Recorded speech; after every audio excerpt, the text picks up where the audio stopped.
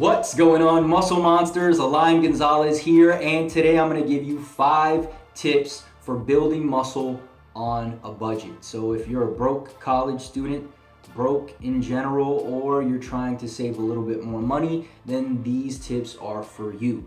So without further ado, let's jump right in. Tip number 1, inexpensive, nutrient-dense foods. A lot of the time when we think about building muscle or muscle building foods, we think about chicken breast, or lean steaks and things of that nature, and those are great. However, they are on the more expensive side.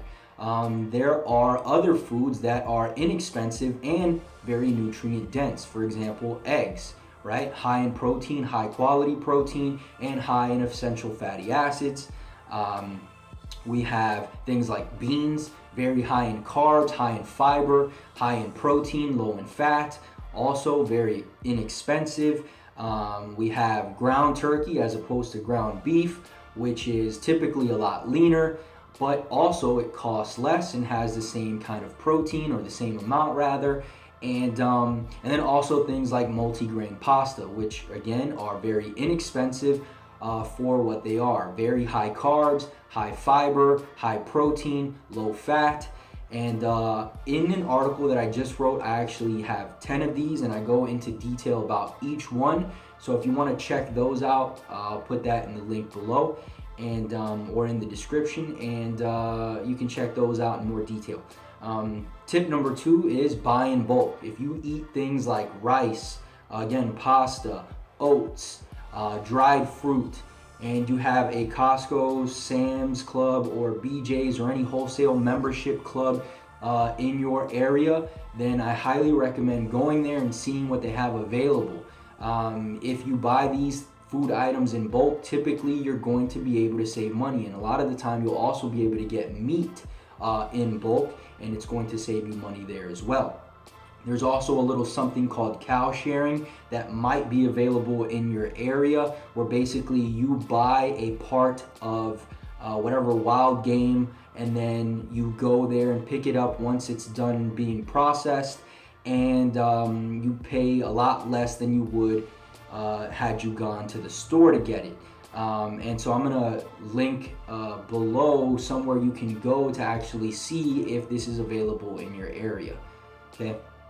Tip number 3 is cook in advance.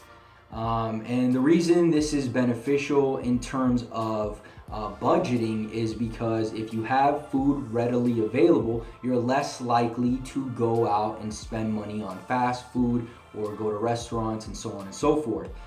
Say for example, you have a 9-to-5 job where you have to eat lunch at work, and every day you're spending say $8 at lunchtime, $40 a week. Well, if you had food readily available, you could just bring that to work and save $160 in the month, and use that for other things or other food items for stocking your fridge instead. Okay? Tip number 4 is learn to cook. The other day we went to a pretty popular restaurant, and my meal cost me $18. It was well worth it. However, when I got home, I enjoyed the meal so much that I decided to find a variation of the recipe so that I can make it myself. Once I learned to make it myself, I was able to get that same meal, or at least close to it, for a fraction of the cost, and now I can eat it as frequently as I want without breaking the bank. All right.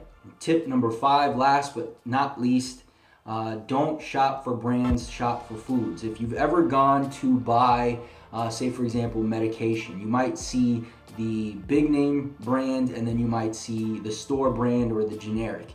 All right. The big name brand is typically a lot more expensive, but we buy it anyway because we know the brand. However, if you look at what's actually in it, 9 times out of 10, it is identical. It's the same exact thing. And that happens in the grocery store as well. All right. My wife typically goes and does the grocery shopping.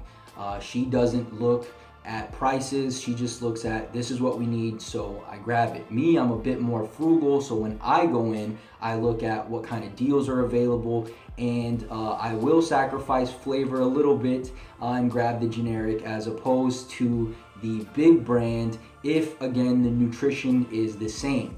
And so another thing you can do as well that kind of falls in this category is start using coupons. A lot of the time we get the coupons in the mail, we throw them in the trash. However, if you look in there, there might be a few items that you actually are going to purchase, so you might as well cut those out, bring them to the store. There's also websites you can go to, like coupon.com, I believe is one, where they have deals on certain foods, and if you have a printer, just print those up and take them with you. It's not going to spend a lot of your time, and you're going to save some money at the register. So that's pretty much it, guys. I hope you enjoyed. If you did, click the like button below. Make sure to subscribe for more videos. If you haven't already, make sure to grab Mass in a Flash. It's completely free. The link will be below. Just go there, put your name and your email address. You'll get instant access to that. It's a 12-week training program. Again, it's completely free. Make sure to subscribe for more videos, and I'll talk to you guys soon. Peace.